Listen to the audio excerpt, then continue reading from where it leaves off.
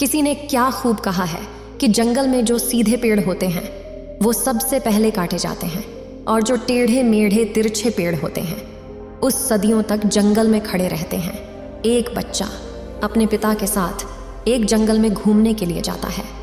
वो दूर से देखता है कि एक शेर हिरण का शिकार कर रहा था।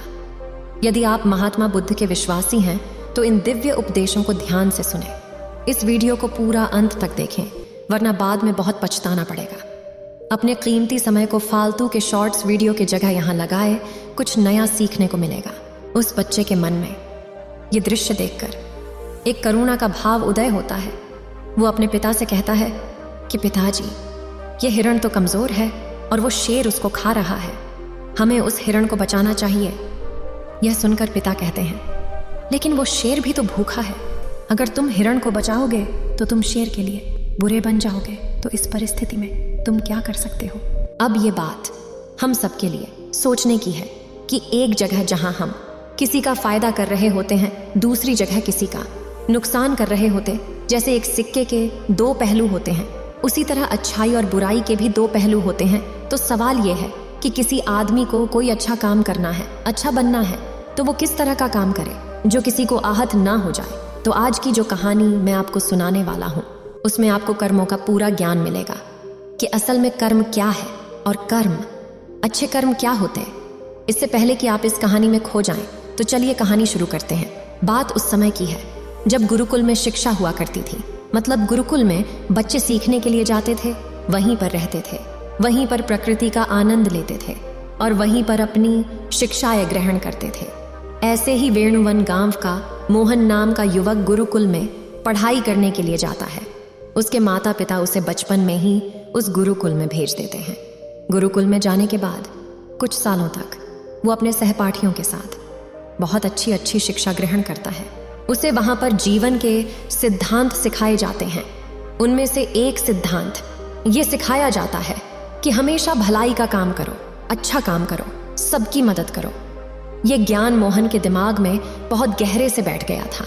इसीलिए जब वो वापस गुरुकुल से अपनी शिक्षा ग्रहण करके आया तो अपने गांव में सबकी मदद करता था और किसी का काम करता था।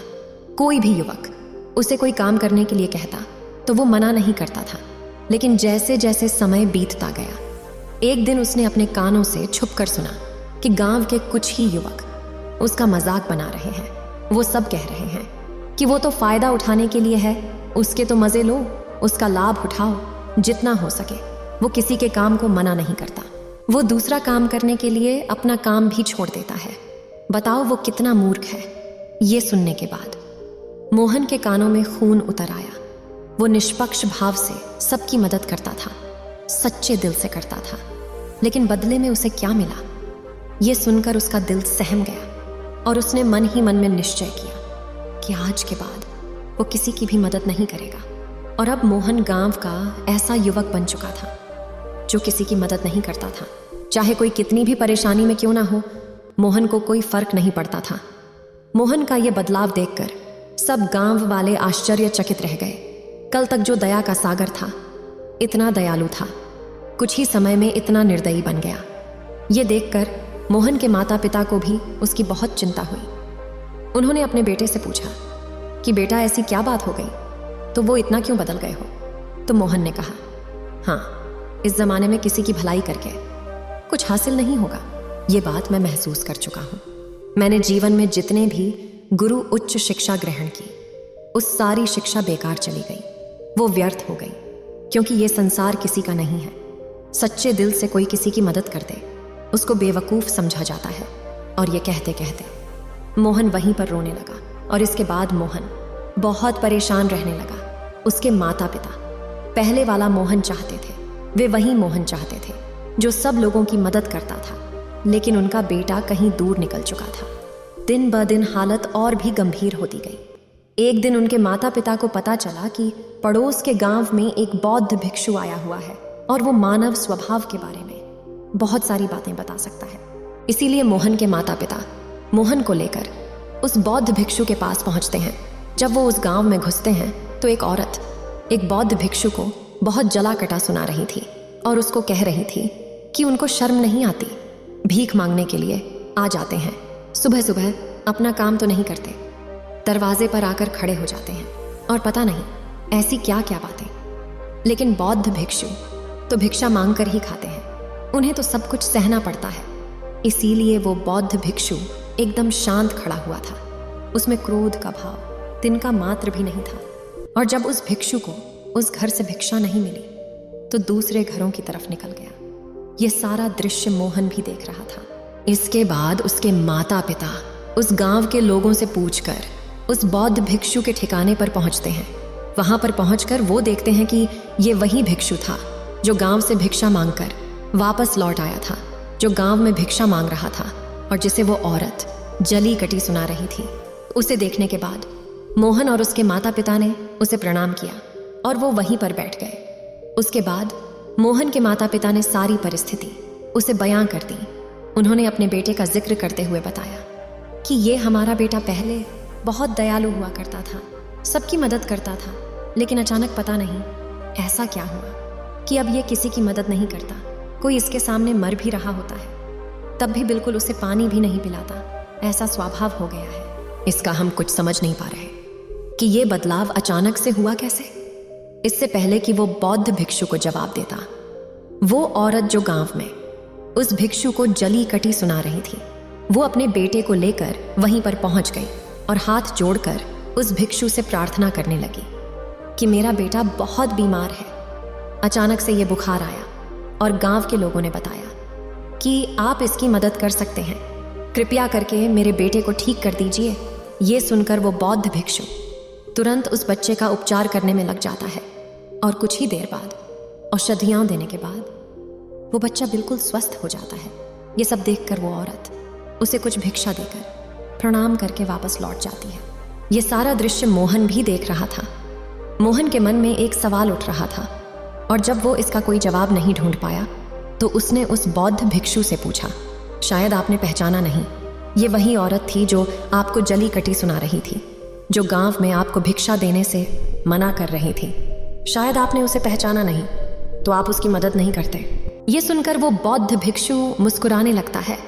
उसके बाद वो बौद्ध भिक्षु मोहन को बताता है कि दूसरों की अच्छाई करने से कुछ अवस्थाओं में दुख मिलता है, लेकिन अगर तुम कर्मों का सिद्धांत समझ लेते हो तो अच्छाई और बुराई, इसके सारे भेद तुम्हारे सामने स्पष्ट हो जाएंगे। मैं भली भांति जानता था कि ये वही औरत है, लेकिन मैंने बिना कोई द्वेष का भाव रखे हुए वही किया जो मेरा कर्तव्य था। जब आप किसी की भलाई या किसी की अच्छाई बिना किसी लालच के करते हो, बिना किसी बदले की करते हो, बिना किसी द्वेष की करते हो, वही अच्छाई होती है। लेकिन अक्सर हम लोग जब किसी की मदद करते हैं तो हमारे मन में यही भावना बन जाती है कि बदले में वो इंसान भी मेरी मदद करे, लेकिन ज़रूरत पड़ने पर जब वो हमारी सहायता नहीं करता तो हमें दुख होता है। इसीलिए किसी भी इंसान के साथ बिना कुछ पाने के भाव से उसका भला करो और उतना ही भला करो जितना तुम्हारा सामर्थ्य हो, मतलब तुम्हारी आर्थिक और शारीरिक क्षमता के हिसाब से, ताकि कल को अगर वो इंसान तुम्हारे साथ बुरा व्यवहार भी करे तो तुम्हें उसका खेद ना हो, उसका पश्चाताप ना हो कि मैंने उसके लिए इतना कुछ कर दिया और मेरे साथ तब ऐसा व्यवहार कर रहा है।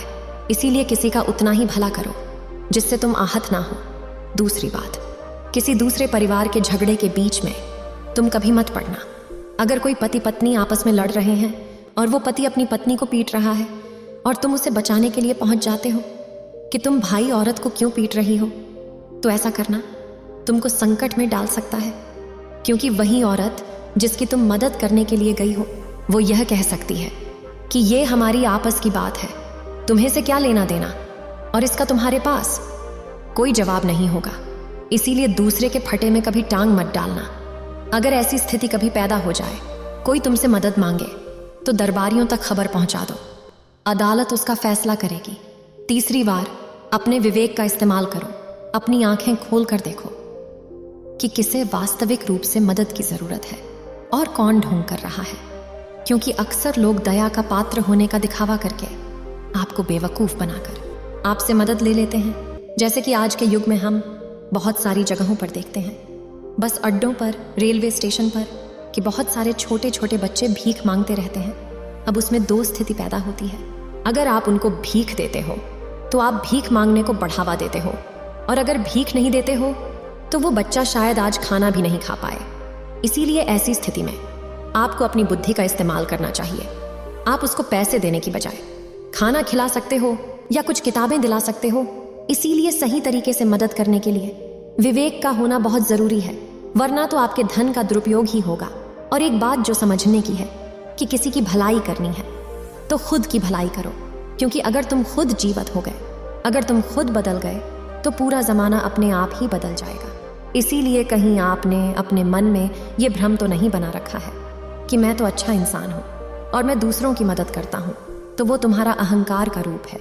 इंसान कभी भी आखिर तक पूर्ण नहीं होता, और जो अपने आप को पूर्ण समझ रहा है वो धोखे में है। इसीलिए दूसरों को बदलने की बजाय खुद को बदलने पर ध्यान दें, और इसके लिए आपको भीड़ में भी अकेला रहना सीखना होगा। आप सबके साथ हैं, सब में उपस्थित है, लेकिन अंदर से आप एकांत है, अंदर से आप शांत है, अंदर से आप मौन है। जब आप अपने काम को देख लेते हैं तो आपकी अंतर्यात्रा चालू हो जाती है। अपने अंदर के एकांत का आनंद उठाने के लिए आपको ध्यान में उतरना होगा। आपको रोजमर्रा की जिंदगी में ध्यान को एक हिस्सा बनाना होगा, ध्यान को वक्त देना होगा।